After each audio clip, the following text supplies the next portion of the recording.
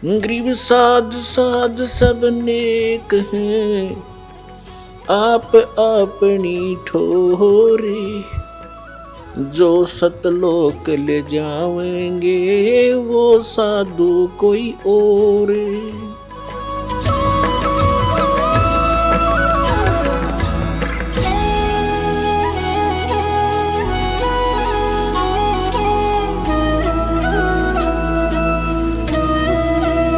तो कौन से मंत्र का जाप किया उन महापुरुषों ने जिनको मोक्ष प्राप्त हुआ? सतनाम का। और सतनाम है 2 अक्षर का, जिसमें एक ओम मंत्र है, एक तत् है, वो सांकेतिक है। श्रीमद् भगवद गीता अध्याय नंबर 17 के और श्लोक नंबर 23 में स्पष्ट किया कि ओम तत्सत इति निर्देश ब्रह्मण त्रिविध समर्थ है। ओम और तत् जो सांकेतिक शब्द है, तत् ये दास बता सकता है, इस पृथ्वी पर और किसी के पास नहीं है। यदि इस दास से चुरा कर नाम लेकर के और फिर आप पे स्वयंभू गुरु बनकर को दान कर रहा है तो महा दुश्मन है समाज का। पहले वालों ने नाश कर दिया, वो और कर देगा। उससे भी हमने बचना है। ऐसे कोई पाखंडी कहीं मिल जावे उससे भी बचाना है। जनता को समझाना है कि नकली है, इसको कोई अधिकार नहीं है। ठीक है, मानने उसका भला, ना तो भाई उनकी मर्जी, नहीं मानने तो कहीं भी जाओ, वो उनकी सजा मिलेगी फिर भगवान के दरबार में। तो सतनाम 2 अक्षर का है, एक ओम और एक तत्।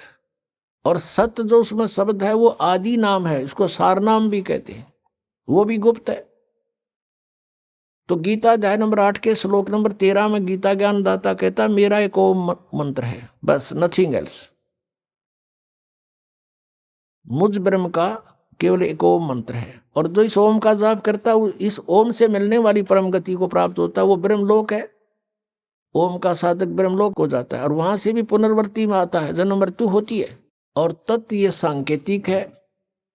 3 पुरुष हैं गीता जी अध्याय नंबर 15 के श्लोक नंबर 1 से लेकर 4 में और 16 और 17 में कंसेप्ट क्लियर कर रखा है। संसार रूपी वृक्ष की संकेत दिया है, लेकिन कबीर परमेश्वर जी ने, क्योंकि तत्वदर्शी संत रूप में आए थे मालिक, उन्होंने उसका विस्तृत जानकारी दी है। और गीता जी अध्याय नंबर 15 के श्लोक नंबर 1 में यही कहा है कि जो संसार रूपी वृक्ष के सभी विभागों को जानता है, स वेदवित, पत्तों सहित जानता है जड़ से लेकर, वो तत्वदर्शी संत है। वो स्वयं परमेश्वर ही आते हैं। वो चौथे अध्याय के 32वें श्लोक में वो भी स्पष्ट किया है कि ब्रह्म ने मुखे सच्चिदानंद घन ब्रह्म के द्वारा अपने मुख से बोली हुई वाणी में यज्ञों यानी धार्मिक अनुष्ठानों की जानकारी विस्तार से कही गई है। चौथे अध्याय के 34वें श्लोक में कहा कि उस तत्व ज्ञान को तत्वदर्शी संत ही जानते हैं, उनसे पूछो। अब एक तो परमात्मा स्वयं आकर बोल कर गए तत्वदर्शी संत के रूप में, वह तो ब्रह्म ने मुखे होगी, परमात्मा की बोली हुई वाणी, कबीर वाणी। और फिर उस वाणी को कोई समझेगा, वो तत्वदर्शी संत है। तो आज तक कबीर परमेश्वर की वाणी को कोई नहीं समझ सका। इस दास पर मेहर करी परमात्मा ने, इन सदग्रंथों को जाना, सद्बुद्धि दी परमेश्वर कबीर जी ने और उनको खोला। अब हम उस प्रसंग पर आते हैं। 3 पुरुष बताए, सरपुरुष, अक्षर पुरुष, 16वें श्लोक में 15वें अध्याय। फिर ये इनके विषय में बताया कि ये भी नाशवान, इनके अंतर्गत जितने प्राणी इनके लोक में वो भी नाशवान। केवल जीव आत्मा किससे की नहीं मरती, वो तो गधे की भी ना मरती। फिर 17वें श्लोक में 15वें अध्याय में कहा है कि उत्तम पुरुष तो अन्य है। वो उत्तम पुरुष तो कोई और है, इन दोनों से न्यारा है, और वही परमात्मा कहलाता है। और वही लोकतरम अविषय विवर्ती अवय ईश्वर है। वो तीनों लोकों प्रवेश करके सबका धारण पोषण करता है, वो है अविनाशी भगवान। तो 3 मंडल हैं, 3 लोक हैं।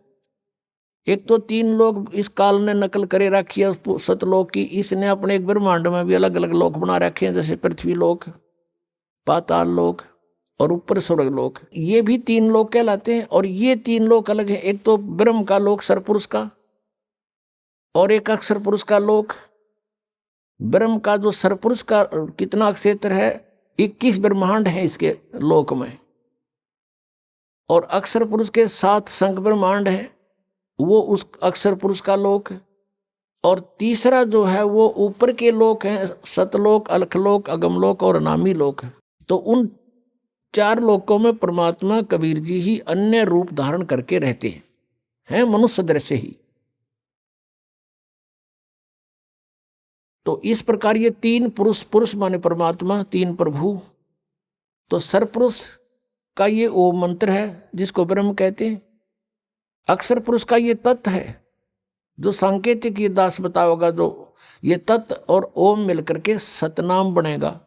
तो ओम के मंत्र की कमाई हमें काल से छुटवाएगी।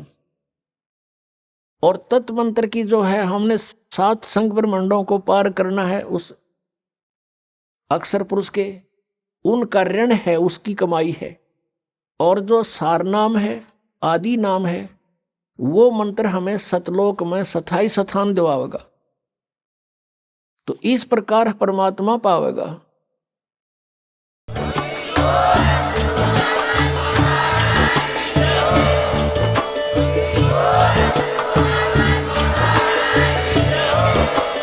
आप सुन रहे थे जगत गुरु तत्वदर्शी संत रामपाल जी महाराज जी के मंगल प्रवचन। अधिक जानकारी के लिए विजिट कीजिए हमारी वेबसाइट www.jagatgururampalji.org। संत रामपाल जी महाराज जी के शुभ आशीर्वाद से पूरे विश्व भर में 500 से भी ज्यादा नाम दीक्षा केंद्र हैं, जिन पर संत रामपाल जी महाराज जी द्वारा ऑनलाइन निशुल्क नाम दीक्षा दी जा रही है। अपने नजदीकी नाम दीक्षा केंद्र का पता करने के लिए संपर्क करें 8222880541।